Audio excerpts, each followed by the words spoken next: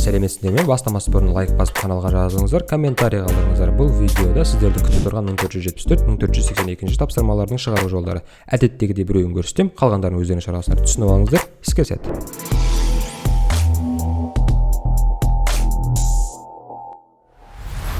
Так, бастаймыз. 1474 тапсырма. Әдеттегідей барлығын көрсетпеймін, тек біріншісін ғана көрсетем, соған қарап өздеріңіз шығарасыңдар.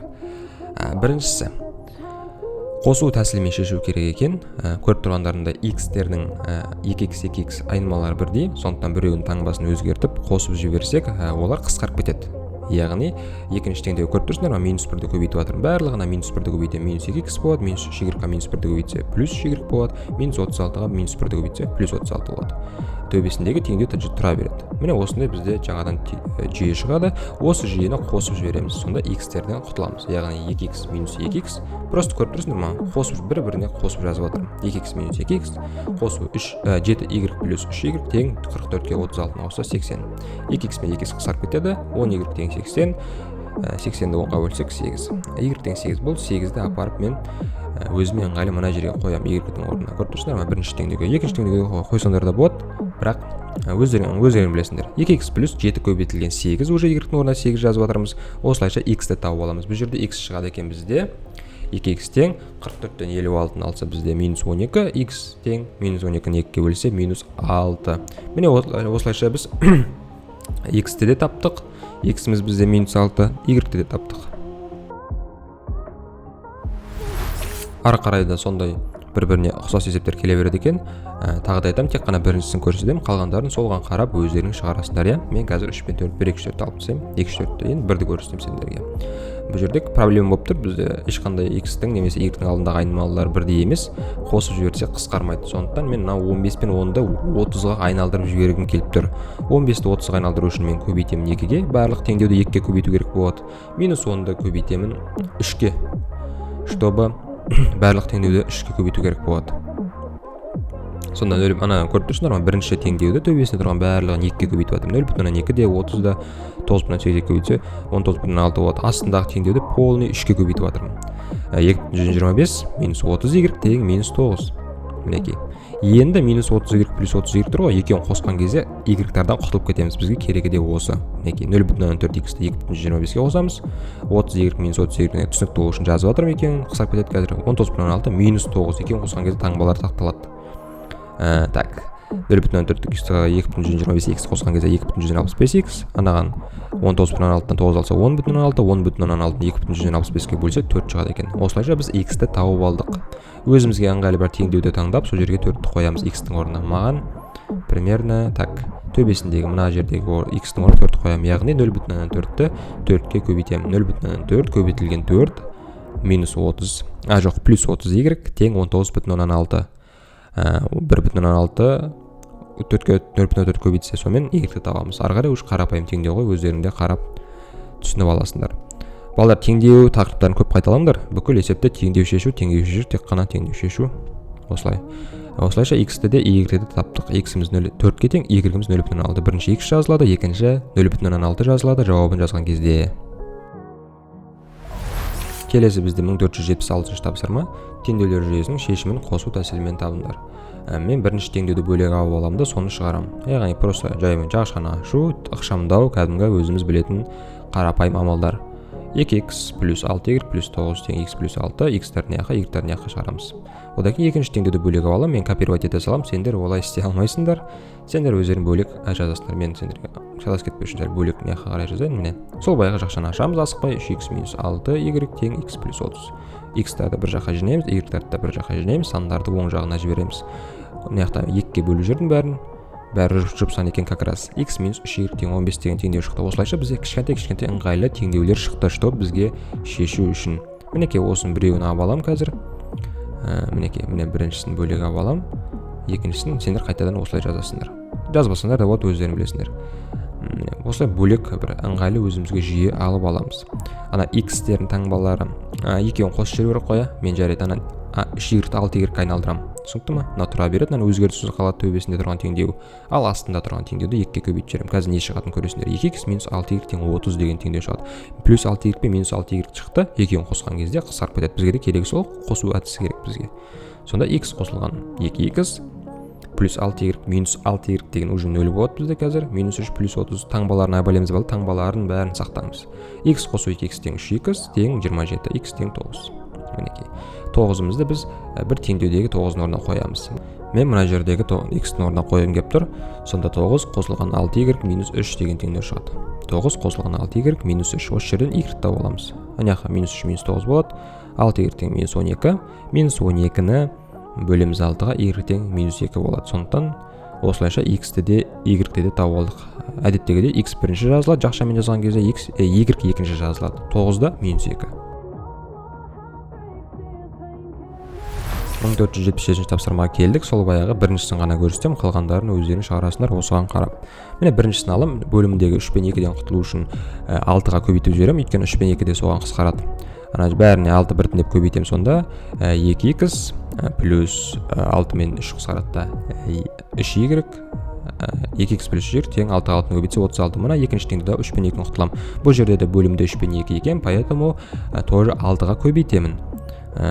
Тоже мынақа 3 барады, мынақа 2 барады, мынақа 6 барады. Сонда 3x минус 2y тең 2,5-ті 6-ға көбейтсек бізде 15 шығады екен. Осылайша өзімізге ыңғайлы 2 теңдеу шығады. Осыны бөлек жазып аласыңдар, мен копировать ете саламын. Енді айырмаларын бірдей қылу керек, поэтому мен y-терін бірдей қылатын шығармын мына жерде. Жоқ, x-терін екен 6-ға айналдырамын алдарын, түсінікті ма? Сонда анау 2x 3-ке көбейткен төбесіндегі теңдеудің бәрін 3-ке көбейтіп жатырмын, түсіндіңдер ма? 6x плюс 9y. Астындағы теңдеуді балдар минус 2-ке көбейтеміз, жөнлендірші балдар, ана жерде минус 2 2-ге емес, минус 2-ке көбейтеміз. Сонда минус 6x плюс 4y тең минус 30 болады. Сонда x пен x қысқарып кетеді қосқан кезде. Түсінікті ғой, 6x-тан плюс 9y бүкілін қосамыз просто. 9y 4y 13y болады, тең 108-ден 30 алса 78, 78-ді 13-ке бөлсе 6. Y-ті өзімізге ыңғайлы бір теңдеуге барып қоямыз y-тің орнына. Маған примерно так мына жердегі y-ге қоям қазір, міне мына жердегі. Вот, мына жердегі сол жерге 2-ні алтыны қоямыз, 3x минус 2 көбейтілген 6 тең 15, 3x минус 12 тең 15, 15-ке 12 қосылады, 27-ті 3-ке бөлсең 9, яғни жауабы 9 бен 6 болады екен.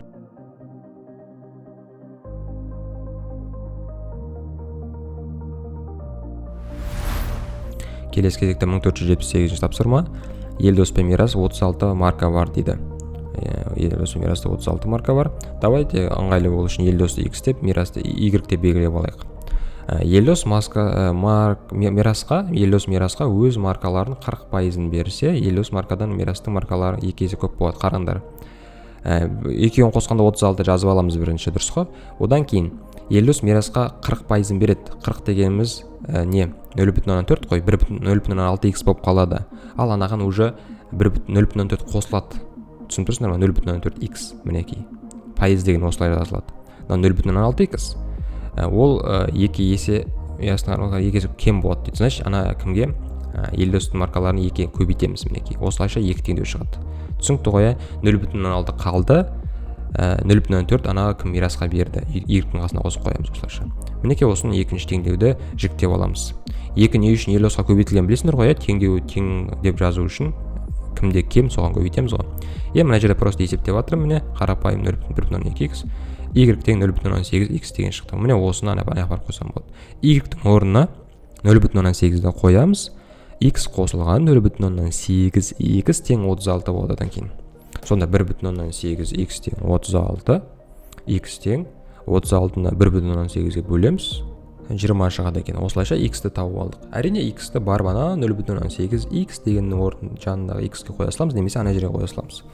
Ана төбесінде тұр ғой, 20 қосылған y тең 36, 36-дан 20 алса 16. Яғни Елдоста басында 20 марка, Мираста 16 марка болған екен.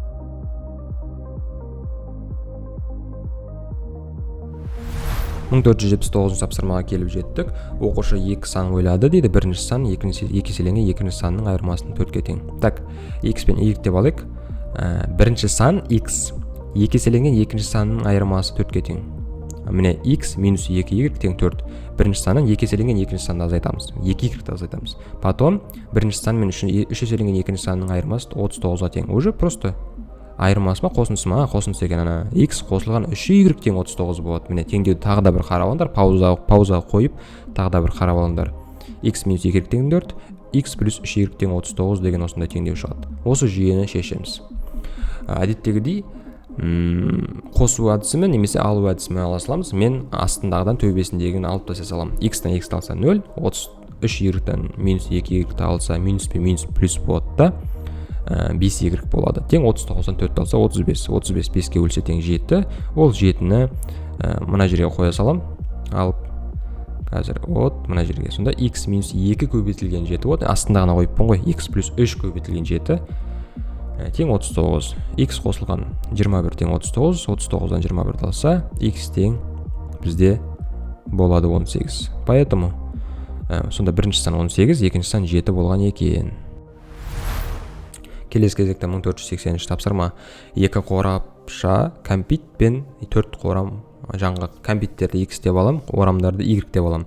2 қорапшама значит 2x, 4 қорапшама значит 4y болды. 2x қосылған 4y қанша грамм дейді? Килограмм, 1,7 килограмм.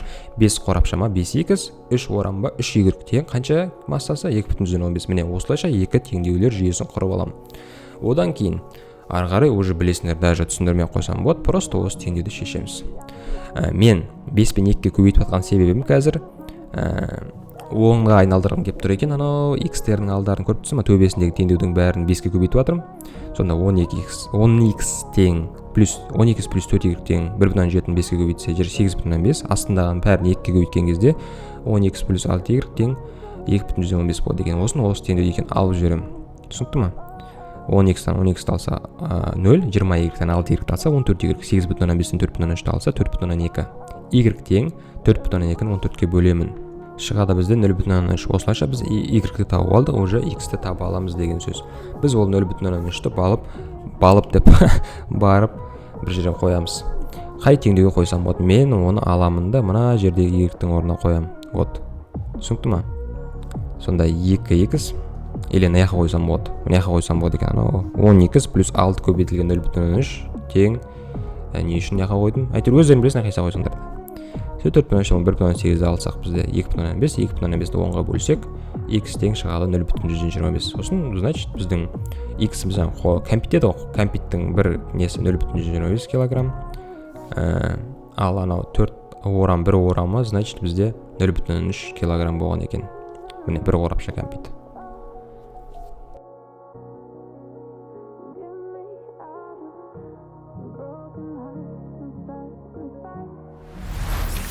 Келесі кезекте 1481 тапсырма. 7 қайықпен 31 адам өзеннің арғы жағына өтулер керек дейді. 31 адам 7 қайықпен.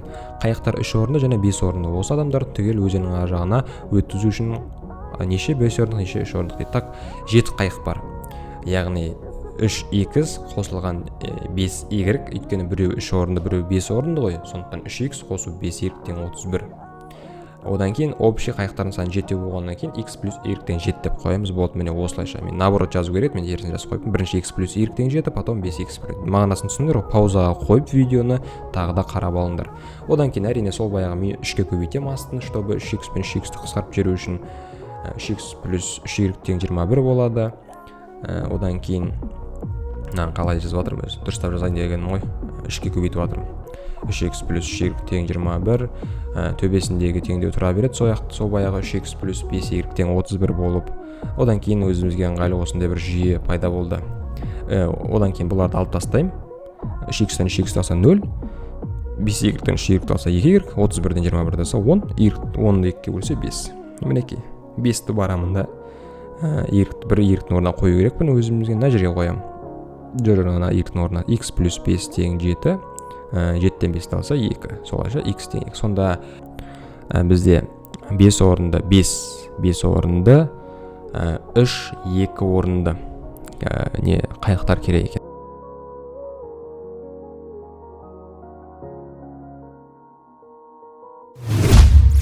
Келесі кезекте 1482 тапсырма. Бұл жерде болатты біз x деп аламыз, шойынды y деп аламыз да жұмыс істеп бастаймыз. Неғыл деді? 2-1 метр куб болат, потом 0,3 метр куб шойын дейді. 2-1 x қосылған 0,3 y тең 6 тонна, значит тең 6 деп. Міне осылайша бірінші теңдеуімізді алып аламыз. Мінекей. Келесі сөйлемді оқитын болсақ, 2-1 метр куб шойын, жоқ, ана жерден басталады екен. 0,3 метр куб болат дейді, значит 0,3 x қосылған 2-1 метр куб шойын дейді, значит қосылған 2-1 y. Қосылған 2-1, мына жерде мен y-ді ұмытып кетіппін, тең 5,84. Қазір мына жерге y-ді жазамын қайтадан. Міне, вот мына жерде. Вот. 2-1 y тең 5,84. Осыны аламыз да теңдеу құрдық ыңғайлы өзімізге. Енді осы теңдеуді шешеміз. Теңдеулер жүйесін точнее қалай шешсек болады? Бірінші, ана жерде бөлімдерінен құтылу үшін мен бәрін көбейтіп жіберемін 10-ға қысқарып кету үшін, сонда 5x болады. Минус 10 менен қысқарады 3y болады. Плюс қана жерде 10 минус деп қой, тең 6-ға 10-ды көбейтсе 60. Мына жерде 2-ден құтылу үшін, 2-ге көбейтіп жіберемін. 0,3 x-ті 2-ге көбейтсе 0,6, 2-1-ді 2-ге көбейтсе қысқарады, тең 5,84 2-ге көбейтсе 11,68. Енді не істесем болады?